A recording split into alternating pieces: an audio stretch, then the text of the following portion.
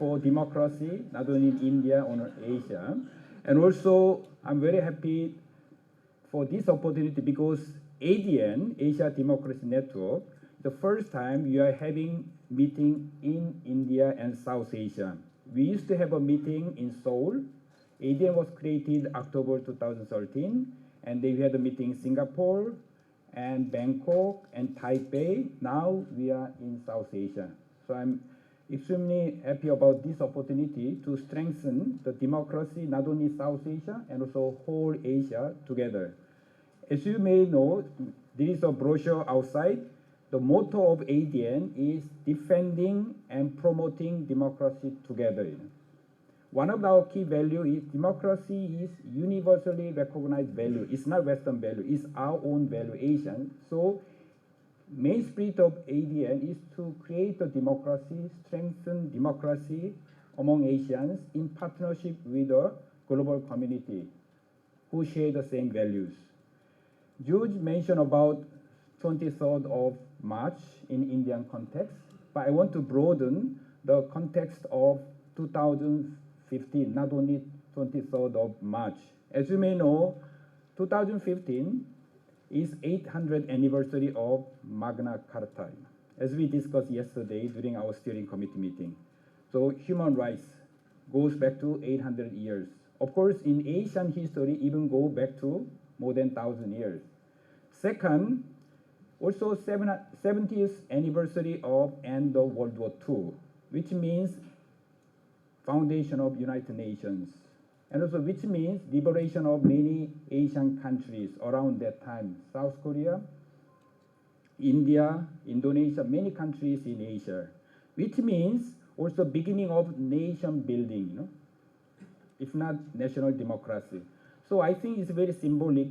It is time for us to revisit 70 years history of nation building from the democracy perspective. And one more, 2015, for development community, it is time of paradigm shift. As you may know, MDG, Millennium Development Goal, which was created in the year 2000, is coming to an end. And then international community around the UN, now we are discussing the new goal, temporarily known as SDG, Sustainable Development Goals. So we are having this conference in this historical context, human rights, development, and democracy. I hope we can deepen our reflection on this strengthening democracy in Asia, inclusion, participation, and right in this historical context. And one more, I think the theme is very relevant for ADN and also many democracy advocates in Asia today, because inclusion, participation, right are three core values and guiding principles of democracy movement in Asia, especially the right, which means human rights-based approach. So once again, I want to stress the importance of combining democracy, human rights, and development, which are the main domain of democracy challenges today. And lastly, I would like to thank, of course, the NED and also Swedish government to support this initiative, which is very important for us. And also, especially, I'm extremely happy to discuss democracy in the presence of His Holiness Dalai Lama, because yesterday also we discussed democracy and religion. Today, religion provides good opportunities, at the same time, huge challenges to democracy in Asia. Various forms of religious extremism and also fundamentalism, how to address those challenges, I think it's a very important emerging challenges. I hope coming 2 days, we can bring our experiences and wisdom together to come up with a very concrete, action-oriented plan for coming years.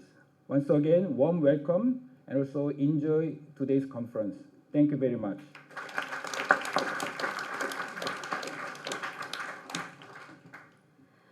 Thank you, Dr. Lee, for those valuable words. Now may I invite Ms. Melinda Quintos de Jesus, former steering committee member, World Movement for Democracy, and founding member, ADN. Thank you.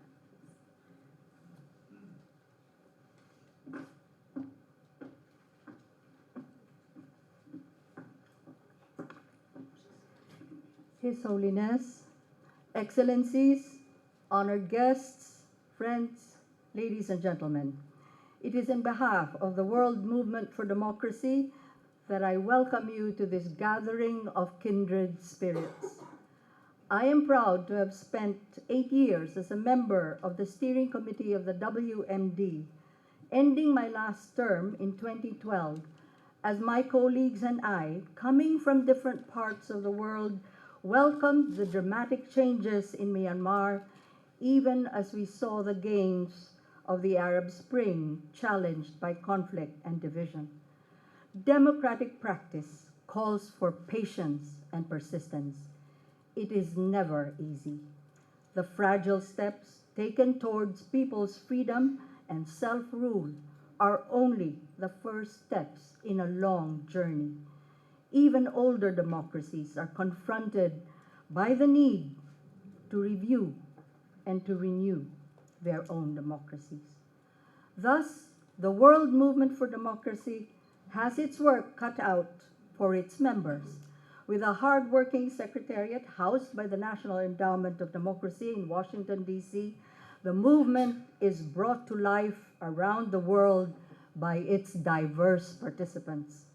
Since 1999, it had convened biennial global assemblies in different parts of the world to present the latest studies and results of research, share experiences of democratic gains as well as crisis, discuss the learning drawn from advocacies and campaigns on various issues.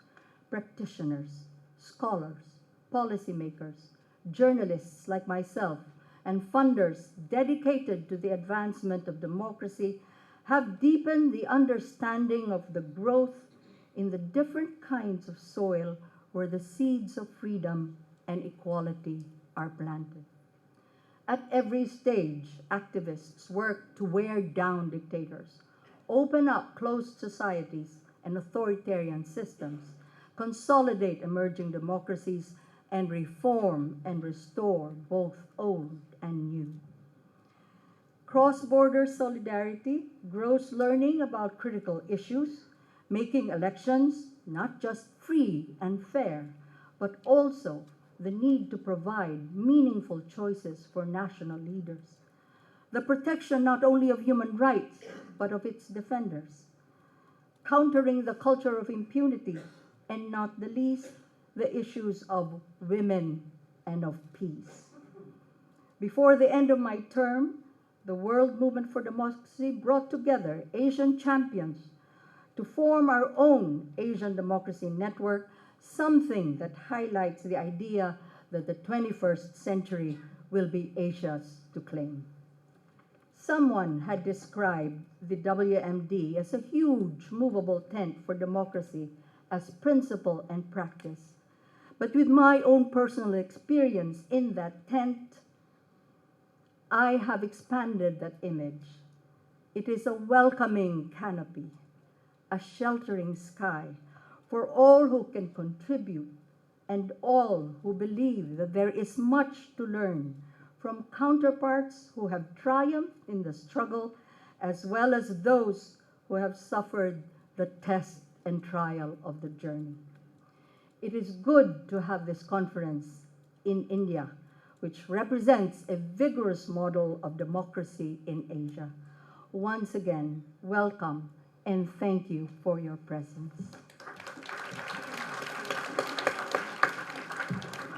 Truly inspirational, ma'am. It was really inspirational. And now I would like to invite Mr. Carl Greshman, President, National Endowment for Democracy, longtime activist and supporter of human rights and democracy worldwide. Welcome, sir. Thank you. And welcome to all of you this morning. I want to pay a special welcome to Ambassador Chung Kwan Tien from Taiwan, and a very special welcome. We have with us this morning three of George Fernandes's four brothers, Paul, Michael, and Louis. Please stand up.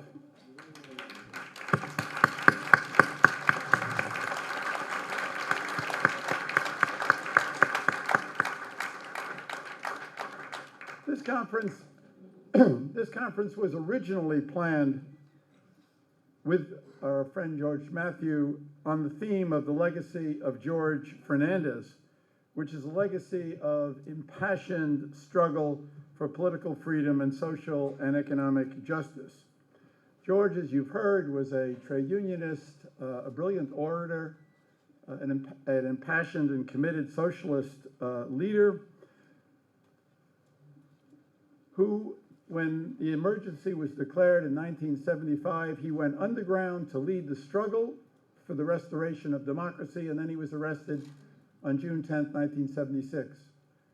When, after the emergency, and George emerged and became Minister of Communications and later Minister of Industry, he said something that I think defined his philosophy. Those of us, he said, who had the honor and the privilege of fighting for what we believed was right and against what we knew was wrong, hold the view that what we went through was a struggle between truth and falsehood, between justice and injustice, between democracy and dictatorship.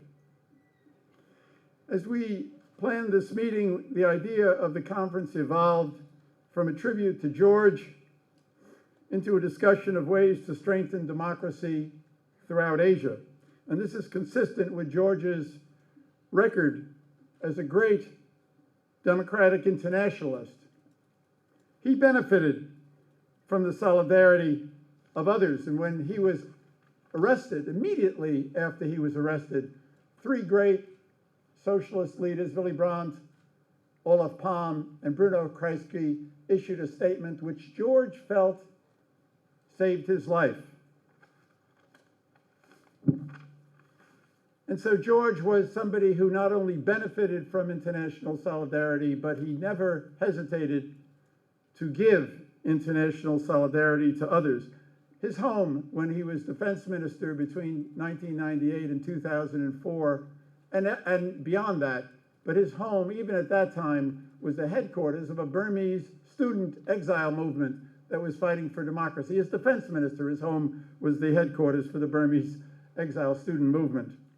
And he was India's best friend of the Dalai Lama and its strongest advocate for the human, religious, and national rights of the Tibetan people. I'll never forget when we organized the founding assembly of the World Movement for Democracy here in India, and the Indian government wavered on whether or not to give its consent to His Holiness speaking at the opening of the World Movement for Democracy. George was very, very angry, and he fought within his government to get them to change their position on whether or not the Dalai Lama could speak at the World Movement. And then he came himself and delivered an impassioned speech, I remember that, where he not only talked about Asia, he talked about the Slansky trials in Czechoslovakia in 1952. He was really a great internationalist. And there is no one, I think, in the world who more appreciates George Fernandes and his struggle than His Holiness the Dalai Lama. When we were standing outside before and His Holiness met George's three brothers, he said, well, you're, his real brothers, his physical brothers, but I am his spiritual brother. So it's really an extraordinary pleasure and a privilege for me now to introduce this great voice for world harmony and human freedom, His Holiness the Dalai Lama.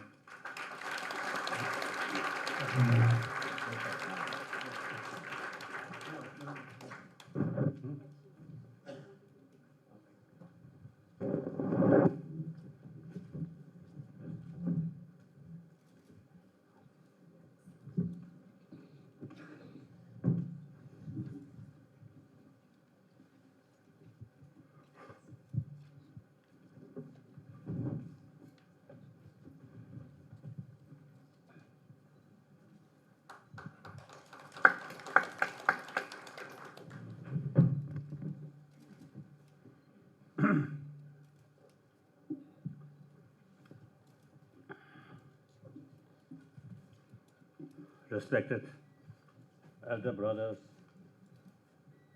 and rest of brothers and sisters.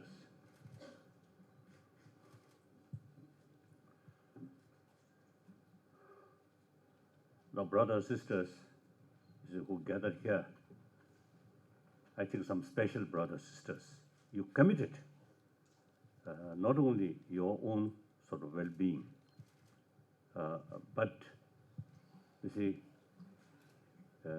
taking care of millions of other people. So I really appreciate your feeling, and then also more important, you committed these sort of ideas.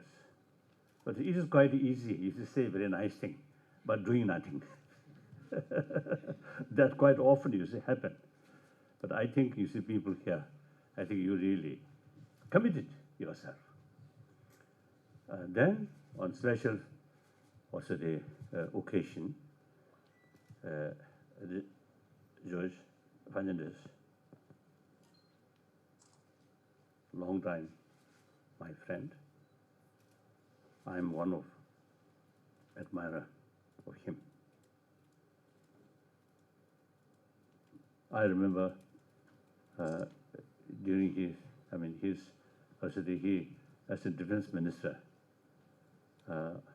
one occasion, he invited his own residents. I think you were there. So we had lunch. Then after lunch, I enter his toilet. So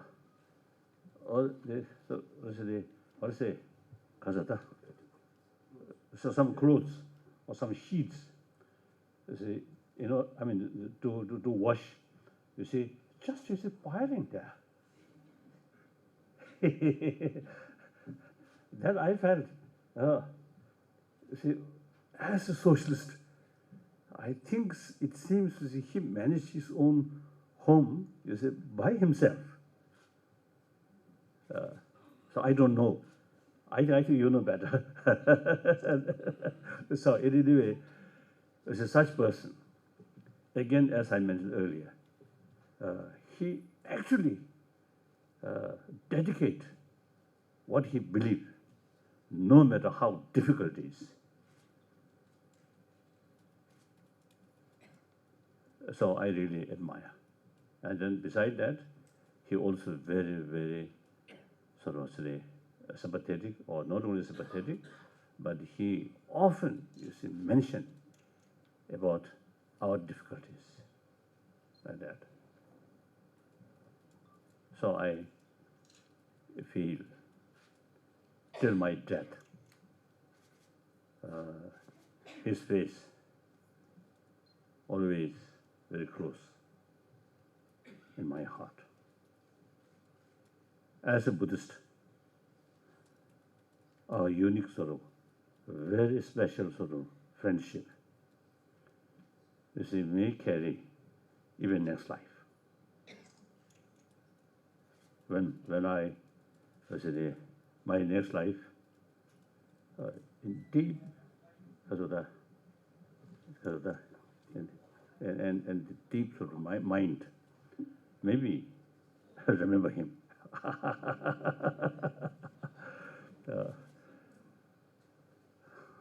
So then during emergency, some problem, and also Jayaprakash Narayan, his physical, I think, much worsened, physical condition much worsened. That period, soon after, they changed the situation. I called him a partner, his own home. Then his physical, very bad. I think that's the last meeting. Again, one great sort of leader of this country. Soon after 59, I came, he organized Afro-Asian Conference.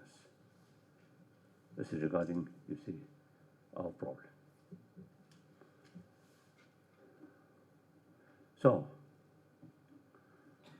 So then about democracy. I think firstly I mentioned when I meet some of the Indian friends, many occasions I mentioned, although India already got independence, but still India need the certain sort of, how should I say, determination and self-confidence and fearlessness. You see, that still need in this country. So he, one of them, really wonderful. You see, sometimes, as I mentioned earlier, you see, sometimes the people get some high position. Then they are a little bit changed.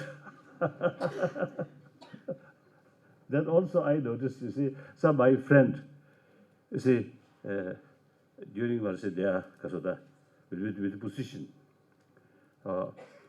something, a very dignified person, after retired, it's not like that. But same human being. So you see, sometimes you see power and sort of the position easily spoiled. He is not like that, I feel.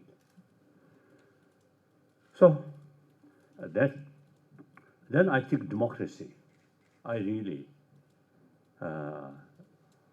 believe. Even animal that loves freedom.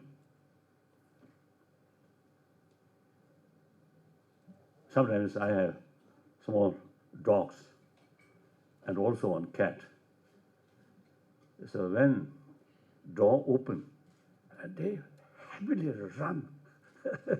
So they also loves freedom, isn't it? Even though in the room we're feeding quite well, but still they do not satisfy. As soon as the opportunity comes, they run and play. And some dogs, you see, in the grass, you see, playing like that. So that shows even animals appreciate freedom. So then we are human beings. Besides sensorial, or say the experiences, our experience in mental level is much, much stronger than animal. Animal, you see, I think mainly use sensorial, or say because of the experience for their survival. But we human beings, the mental thing become much more sort of